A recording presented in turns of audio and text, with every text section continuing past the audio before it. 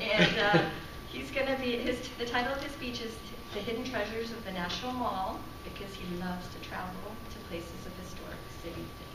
Wish that could be your love for saving your trip. Thank you.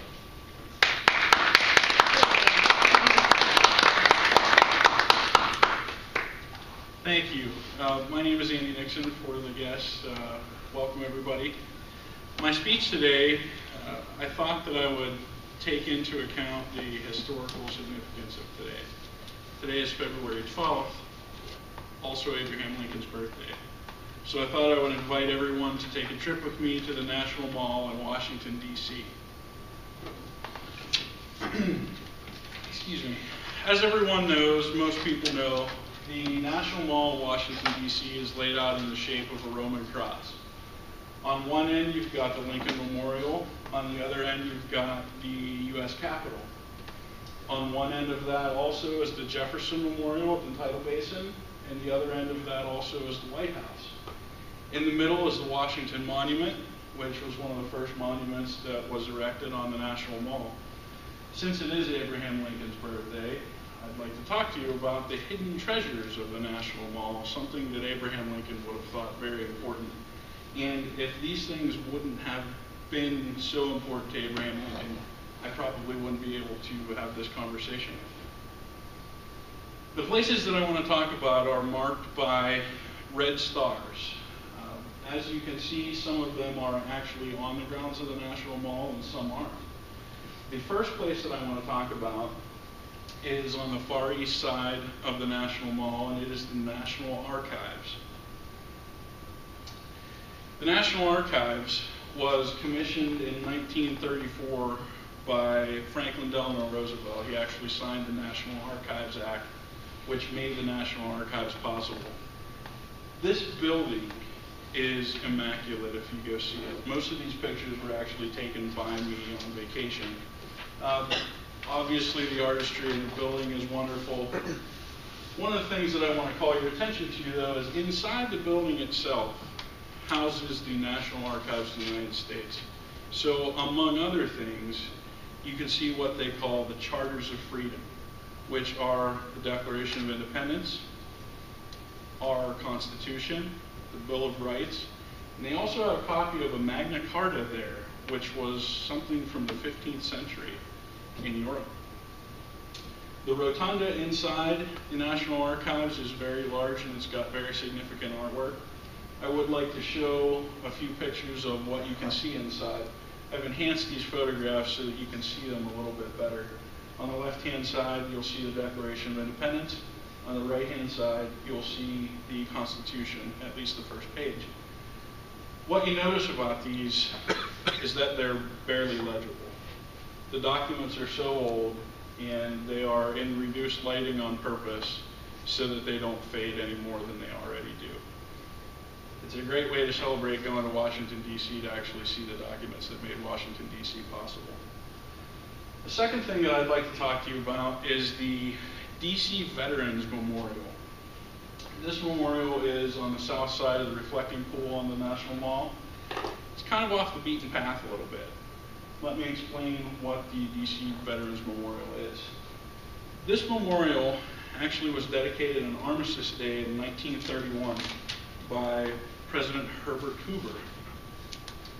On the base of this memorial are 499 names of Washington, D.C. residents that fought during World War I, which was then called the Great War, before World War II. As I said, this monument is a little bit off of the beaten path. One of the very interesting features of this monument, I think, is the cornerstone. Inside this cornerstone are the name of the 26,000 people, that actually fought in World War I that were residents of Washington, D.C. at the time. Again, no other way to celebrate the Great War than to erect a monument such as this. It's very, very low-key, but it's very, very interesting to take a look at. Moving on, I'd like to talk to the third favorite monument that I have on the National Mall. That is actually the Albert Einstein Memorial, which is something that people don't get to see often. I'd like to share a picture of it with you. The artist wanted to capture the spirit of Albert Einstein. So you see Albert Einstein holding the book, basically sitting there reading.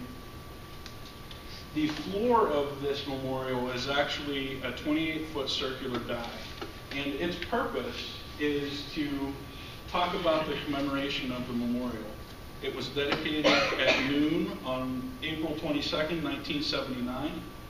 What you see on the floor of this memorial is an actual map of astronomical bodies at that exact minute in time. This is on the ground of the National Academy of Arts and Sciences in Washington, D.C., and obviously it's very scientific.